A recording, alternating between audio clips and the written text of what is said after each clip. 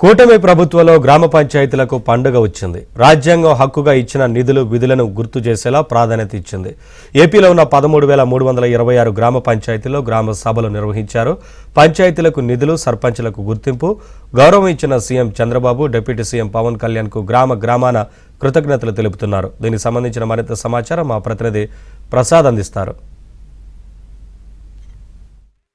రాష్ట్ర వ్యాప్తంగా ఈరోజు గ్రామాల్లో పండుగ నెలకొంది. ముఖ్యంగా కూటమి ప్రభుత్వం అధికారంలోకి వచ్చిన తర్వాత ఆ గ్రామాల్లో ముఖ్యంగా సర్పంచులకు ఉన్న అధికారాలను కల్పిస్తూ అలాగే గ్రామాల్లో ఉన్న అభివృద్ధి ప్రతి ఒక్కరికి తెలియాలనే సంకల్పంతో ఈరోజు 13,326 గ్రామ పంచాయతీలో గ్రామ సభలు నిర్వహిస్తూ దేశంలోనే తొలిసారిగా రికార్డు సృష్టిస్తుంది. ఈ నేపథ్యంలో మనం విజయవాడ రూరల్లోని ప్రసాదంపాడు పంచాయతీ పరిధిలో ఉన్నాము. ఇక్కడ ఈరోజు గ్రామ సభకు నిర్వహించిన అన్ని ఏర్పాట్లు చేశారు. సర్పంచ్తో పాటు ఇతర అధికారులు, గ్రామస్తులు కూడా పెద్ద ఎత్తున పాల్గొని ఈ సమావేశంలో గ్రామాభివృద్ధికి సంబంధించి అలాగే వచ్చే నిధులు ఏ విధంగా వ్యవహరించాలి, ఉపాధి హామీ నిధులు కావచ్చు, ఇతర కేంద్ర రాష్ట్ర ప్రభుత్వాలు విడుదల చేసే నిధులకు సంబంధించి కార్యాచరణ ఏ విధంగా తీసుకోవాలనే అంశాలపై ప్రజాభిప్రాయ సేకరణ తర్వాత పనులు కూడా చేపట్టే విధంగా యుద్ధ ప్రాతిపదికన ఏదైతే ముందు మౌలిక వసతుల కల్పనకు సంబంధించి ఏ విధంగా కార్యాచరణ ముందుకు వెళ్ళాలనే అంశాలపై కూడా ఈరోజు ఈ ప్రతి గ్రామంలో కూడా ఒక సమావేశంలో అన్ని అంశాలు చర్చించి తదనుగుణంగా గ్రామంలో ఉన్న అవసరాలను బట్టి పనులు చేపట్టే విధంగా ఈ సరికొత్త కార్యక్రమానికి శ్రీకారం చుట్టారు. ప్రసాదం బాల్లో ఇదే విధంగా సమావేశాన్ని కూడా ఏర్పాటు చేసి ప్రజల అభిప్రాయాలు కూడా తెలుసుకుంటున్నారు. మనతో పాటు సర్పంచ్ గారు ఉన్నారు. మేడం, చెప్పండి,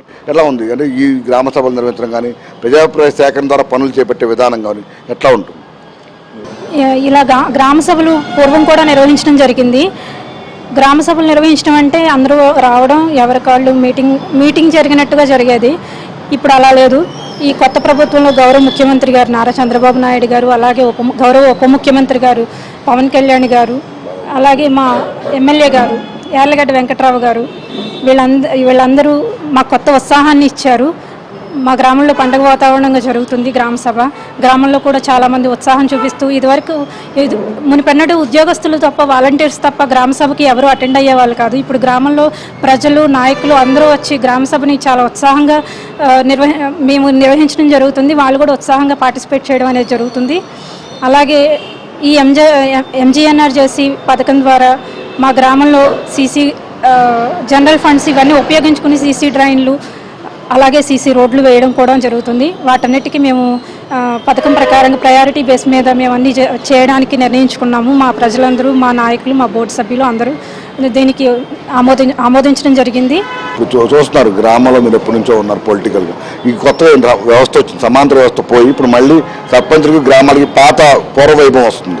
ఎట్లా ఉండబోతుంది అనుకున్నారు? ప్రజలకి సర్పంచ్కి ఉన్న అనుబంధం 100 రోజులకు దూరం అయిపోయింది, ఇప్పుడు మళ్ళీ దగ్గర అవుతుంది. ముందుగా మీడియా ద్వారా మన గౌరవనీయులైన ముఖ్యమంత్రి గారికి, అలాగే ఉప ముఖ్యమంత్రి పవన్ కళ్యాణ్ గారికి నా ధన్యవాదాలు చెప్తున్నాను. ఇంతకుముందు పంచాయతీ మేము 3 years అవుతుంది బోర్డు వచ్చి, అసలు గవర్నమెంట్ ఉన్నా కానీ ఉపయోగం లేకుండా పోయింది. ఇప్పుడే మేము సర్పంచ్ అయినట్టుగా, బోర్డు ఏర్పడినట్టుగా మాకు అనిపిస్తుంది.